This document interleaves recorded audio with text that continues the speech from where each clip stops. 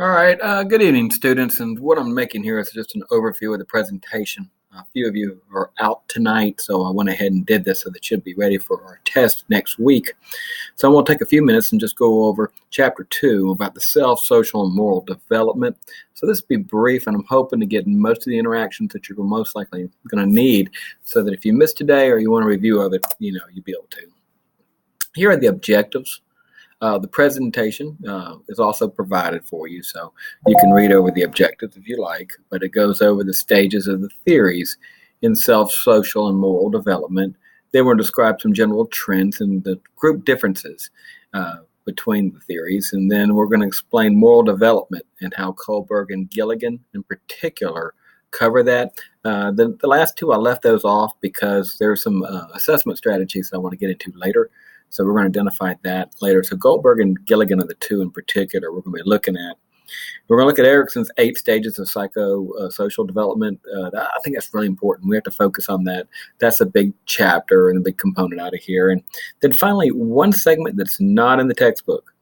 I'm pulling it in here because I think the well-being of the child and the development of the child in terms of the moral development, it has to be addressed at the very get-go on Maslow's hierarchy of needs. So I pulled that into this chapter portion so that when we do our test, I thought about it as just going to be Chapter 1 and Chapter 2, and then it's going to be a little bit about the formative assessment activity that you did, that you read the article and you identified some formative assessments that work for you in your school and some that possibly wouldn't because of your curriculum. And so you'll get a couple questions on that as well. So your test won't be too terribly difficult, I don't think, when it comes to adding those elements in there. So I'll have your test released on Monday, and then I'm going to release Chapter 3 online. So it's going to be a little bit of online stuff coming up. You're going to see some digital because I pulled back a little bit last week.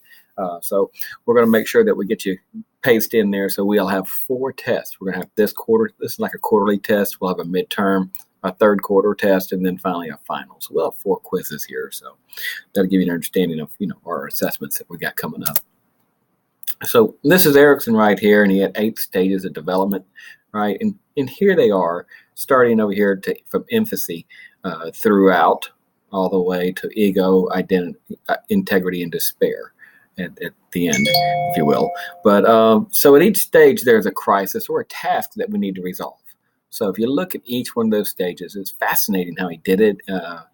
It's one of the more interesting ones. I really like the theories because as I get older in life, I kind of feel some of those. And fortunately, I think I'm still in middle adulthood, I'm hoping. But the maturity also, you're trying to get to the end. So in terms of your self-worth, if you will. But your discussion board activity clicks here or clicks here, takes you straight to Blackboard. And if you're an elementary level major, you're going to address Erikson's school age level and how does industry versus inferiority impact the well-being of the child. So that's you right here, age 6 to 12. So my elementary school, we're just going to write a little brief synopsis of how, and then possibly a strategy that you would use if you saw an issue like that come up.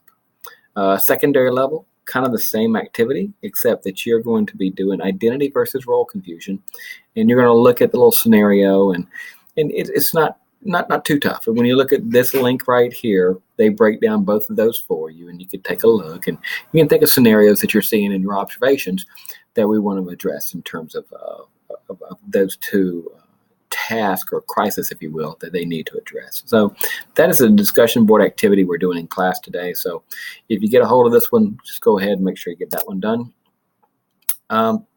This is the 8 stages of development. I'm dropping YouTube videos on you because the textbook's nice, but I like to pull in 3, 5, 6 minute videos. Y'all seem to really enjoy those. So I'm putting a breakdown of more of the medical part where they're specializing of the nerve cells and the understanding of that the cerebral cortex is a place where you have 2 of the hemispheres and the controlling the different functionality in terms of the nervous system. So we cover this because this class also relates just barely to the medical field. And because we're educators, I think we should recognize and identify that the physiological component here, but I don't go delving into it too much, but I'm giving you a slide on that. And it kind of covers it just a little bit inside that video as well. And remember, Erickson breaks it down. He devises a model that describes how humans make sense of their world by gathering and organizing information. He examined Piaget's idea and he provided an explanation of the development of the thinking process behind the four stages that he went through in terms of his materials, and he liked those. He really did. He liked the organization, the combining and arranging of behaviors and thoughts into coherent systems, and he liked the adaptation in the schemes. So, those terms and terminology, he kind of adapted and he felt comfortable using. So. That is the area in Piaget. We got to make sure we get that levels in and we talk about it. But there's an awesome handout. I called it awesome handout, and it goes over moral development. That's the next component we're doing. I'm kind of going through it a little quick, but the awesome handout runs right here, and it goes over moral development. It's really good, and in fact, I'm going to be pulling several test questions off of this handout. Hint, hint. Moral development is where a child reasons about morality and this attitude toward moral lapses. As if you have any teenagers, you know when that happens, and their behavior will face with moral issues. So there are several theoretical approaches that have evolved over the years, and the area that we're looking at here, I'm going to come back to this page because there's a page area that I like, but I put it inside the PowerPoint as well, so you're not doing without. And the first gentleman is Kohlberg. He reasoned by stage age theories based on Piaget as well. And he believed that post-conventional is possible, which is the highest level of moral reasoning. And so Kohlberg's level of reasonings were as followed. And by the way, here is a video on Kohlberg's theories. It kind of gives you a nice little approach, and it's a good video to watch over and understand some of the conflicts that we have morally as we grow up. And here are the three levels. That's pre-convention, right? Where you follow unvarying rules and the rewards and punishments. And you can see children, in particular in elementary school, that comply to this, while some have issues with this. Teaching formally the emotional conflicted children, this is an area of pre-conventional morality that was a challenge for some of those individuals, and they had to be taught conflict resolution skills and empathy skills so that they could follow these basic, levels of rules. The conventional morality approach, and the problem is in terms of their own position as good, responsible members of society. And that's where you see a lot of teenagers trying to go and do different things in terms of for the betterment of the society and the community. And then finally, the last one is universal moral principles, where everything you do, you consider its impact upon society, and it's less, it's more intrinsic than it is a reward issue. And you're doing it for the betterment of everyone and not just have some hidden agenda. So that's Kohlberg's level of reasoning. Gilligan is a lady that also took Kohlberg's components and basically looked at it in the lens of females.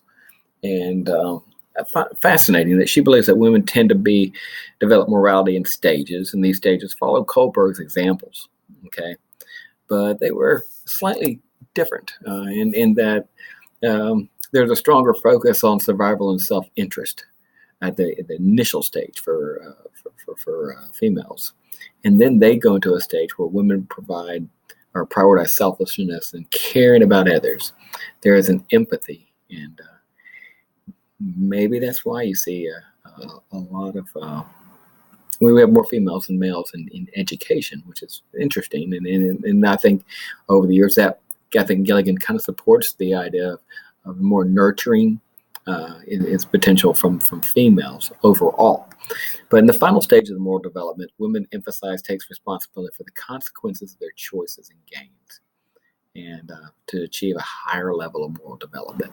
So it's fascinating, but she did basically a gender focus on Kohlberg's studies.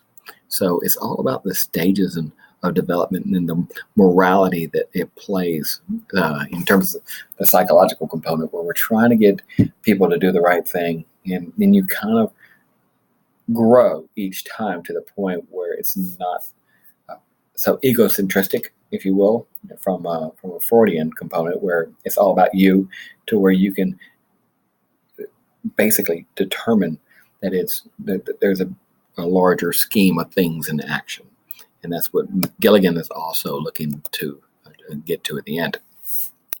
Now, one segment of the textbook that I think this fits in better is we're talking about the well-being of students. And the psychology part here is we're looking at each of these stages go all the way up to the adulthood, but we need to focus on our age group. In other words, the elementary level, and then finally the teenage students. So I went back and I put Maslow's hierarchy of needs into this area because I really think that's vital we do that, because we're going to discuss the impact of the deficiencies in sociological needs. And again, that's the bottom stage here. And then finally, the next stage, safety needs, also should be included as well. These are the basic needs that if an individual child doesn't have these, then we're not going to be able to maximize that child's growth, potential for growth, academically or socially, because they'll constantly be in need of those things. And so there's an article here that talks about Maslow's needs and hierarchy and the effect of income. So in class, we were discussing, and I kind of pulled it out of the class in a little bit, that socioeconomic status can impact the overall quality of children as they are receiving basic needs on a consistent basis. If they don't receive those basic needs, as Maslow demonstrated here, they're in constant need of those, and they're not able to maximize their potential because they're never in the moment of the learning environment. They're never comfortable. They're never feeling safe. So that is an issue. But as a school and as a teacher, how do they go about identifying students that are not getting their basic needs? Well, one predictor in this, fair or not fair, is if a student is living in a household that is low socioeconomic status. Not to say that a house that has some deficiencies in income cannot give a quality environment. That's not what I'm saying. But if there is a community where there is a large population of people that have low SES, then there is a potential for that to occur, where students possibly will be living in poverty. And with that, it comes some challenges in our schools that we'll be discussing in class today. So one thing is, how are students identified as low SES? Well, individual students are not. It's predicated upon parent income. So it's already done by that parameter. Now, schools, on the other hand, are seen, and right here, this is the activity we had in class. As a proactive school, how do you best identify and address the needs of these students? And so I'll have the slide in, and we'll be writing on top of it. So the one shared with you is going to have, how do we identify students that have needs, and what are some interventions and solutions for schools to implement ideas to help close the gap if there is a lack of technology, for instance, which is going to be brought up. So we're going to look at some methods and approaches to help close the gap so that students are not feeling left behind, not feeling like they're not getting their basic needs met, where they feel disadvantaged. Okay, so now schools, on the other hand, federally are identified as Title I schools, and I think this is a good thing for you to know, because most people are not aware of this. But Title I schools is the largest federal funded initiative that the government offers, and it's predicated by the number of low-income students that receive free and reduced lunch, and the number it has to be 40.01%. Okay, when that number of the population gets that, then the schools get extra federal funding, okay, to help offset some of the challenges that schools have, where they may need more intervention officers for reading, or they may need an assistant principal to also help with the teachers' everyday activities. But Title I funds are available, and it's predicated upon that. So the activity we did today is I wanted you to go and find out at the school that you went to, depending on your major. If you were a secondary major, I want you to go to your high school in the year you were there and do a search and see if they qualify as a low SES school. Okay. If you're an elementary school major, a little tougher. You may have to look back. You may say, okay, 2008, about third grade. So I say third or fourth grade. I was at Mixon Elementary in the third grade. Are they a Title I school in 2008? I want you to look it up. It'll be on this database right here. We'll be doing this in class. And what we're going to do is we're going to identify three things. We're going to identify, do you think socioeconomic status or SES impacts your peers when you went to school? It's kind of a tough thing to think about, but do you recall any students that you felt were disadvantaged that you saw on a daily basis? Can you recall those students whose basic needs were not met? And what strategies today would you consider?